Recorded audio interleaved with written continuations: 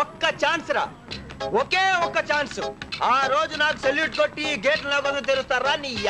ఒకరి సపోర్ట్ లేకుండా ఎలాంటి బ్యాక్గ్రౌండ్ లేకుండా సక్సెస్ సాధించాలంటే చాలా కష్టం. 57 ఏళ్ల రవితేజ ఈ స్టేజ్ కి రావడానికి చాలా స్ట్రగల్స్ ఫేస్ చేశాడనే చెప్పాలి. ఎటువంటి బ్యాక్గ్రౌండ్ లేకుండా మూవీస్ అంటే ప్యాషన్ తో సినిమాల్లోకి వచ్చారు. కెరియర్ స్టార్టింగ్ లో ఆఫీస్ బాయ్ గా, అసిస్టెంట్ డైరెక్టర్ గా కూడా వర్క్ చేశారు. తన స్ట్రగల్స్ కి, హార్డ్ వర్క్ కి కొంచెం అదృష్టం తోడవడంతో పూరి జగన్నాథ్ మూవీస్ తో తనకంటూ ఒక సెపరేట్ ఫ్యాన్ బేస్ ని ఏర్పరచుకొని ఈ స్టేజ్ కి వచ్చారు. ఇంత ఇన్స్పైరింగ్ గా ఉండే రవితేజ పర్సనల్ లైఫ్ గురించి మాత్రం అందరికి చాలా తక్కువగా తెలుసని చెప్పాలి. యాక్చువల్ గా రవితేజ గారికి 2002లోనే స్వయాన తన మరదలు కళ్యాణితో పెళ్లి అయింది. వీరిద్దరి ప్రేమకి ప్రతిరూపంగా ఇద్దరు పిల్లలున్నారు. కుమారుడు మహాదన్, కూతురేమో మోక్షద. కొడుకు Mahadhan already Raja the great లో చిన్నప్పటి రవితేజ క్యారెక్టర్ లో నటించాడు. అయితే ఇప్పుడు కూతురు మోక్షద సినిమా ఇండస్ట్రీలోకి ఎంట్రీ అవ్వబోతుందట. కానీ హీరోయిన్ గా, యాక్టర్ గా కాదు, తనకి ప్రొడ్యూసర్ అవ్వాలని కోరిక ఉందట. దాంతో డీజేటీలు, మ్యాడ్ లాంటి మూవీస్ ని ప్రొడ్యూస్ చేసిన సితారా ఎంటర్టైన్మెంట్ వల్ల ప్రొడక్షన్ హౌస్ లో ఎగ్జిక్యూటివ్ ప్రొడ్యూసర్ గా జాయిన్ అయ్యిందట రవితేజ గారి గారాల పట్టి. చూద్దాం, మోక్షద